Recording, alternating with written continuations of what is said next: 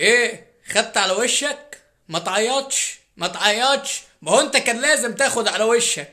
كان لازم تاخد على وشك ويتداس على وشك عشان تفوق بقى. ما هو انت النادي الاهلي ما بيفوقش غير لما ياخد له قلم على وشه يلسوع. لازم الاهلي يتلسوع عشان يفوق. شفت ياسر ابراهيم ورامي ربيعه والشناوي اللي انت بتبوس ايديهم عشان يجددوا؟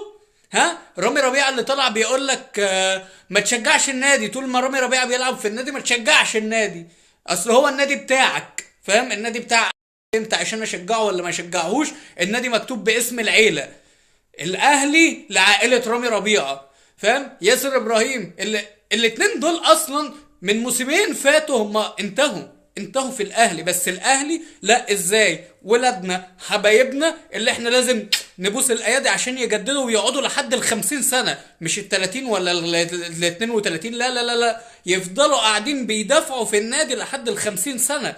الشناوي 36 سنة، ما انتش عايز تدي فرصة للي بعديه ليه يا راجل؟ الناس هتاخد الفرصة امتى؟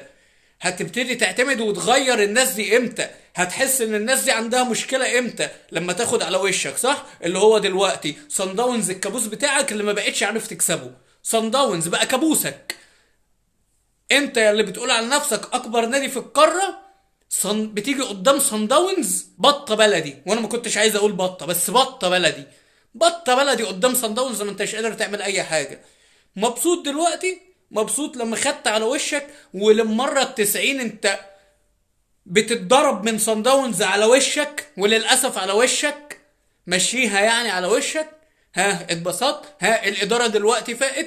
الإدارة دلوقتي سمعت الجماهير لما كانت بتتكلم على رامي ربيعه وياسر ابراهيم، لما كانت بتتكلم على الشناوي. الاداره دلوقتي سمع الجماهير وهي بتطالب ان يبقى في ناس جديده في الدفاع. سامعين ولا مش سامعين؟ ودن الودن فتحت بعد ما خدتوا القلم بتاع صن داونز، ولا ودانكم لسه بتصفر؟ تقريبا ودانكم لسه بتصفر. بس مسيركم هتفوقوا وتفهموا ان الجمهور اللي انتوا كنتوا بتطلعوا ناس محسوبين على النادي الاهلي يطلعوا يقولوا للجمهور انتوا مالكم بالصفقات، ويطلع رامي ربيعه يقول لك معلش ما تشجعش النادي الاهلي طول ما انا فيه، وما تعاقبش على الكلام ده. زي ما اللي قبله كابتن الفريق حارس المرمى بتاع الفريق محمد الشناوي طلع وقال لك جمهور اسكندريه كخه، وما تعاقبش برضه على الكلام ده، ومنع ان اللعيبه تروح تحتفل مع الجماهير، وما تعاقبش على الكلام ده. الاداره دلوقتي مبسوطه؟ مبروك. عقبال كل مره تاخد على وشك من صن داونز.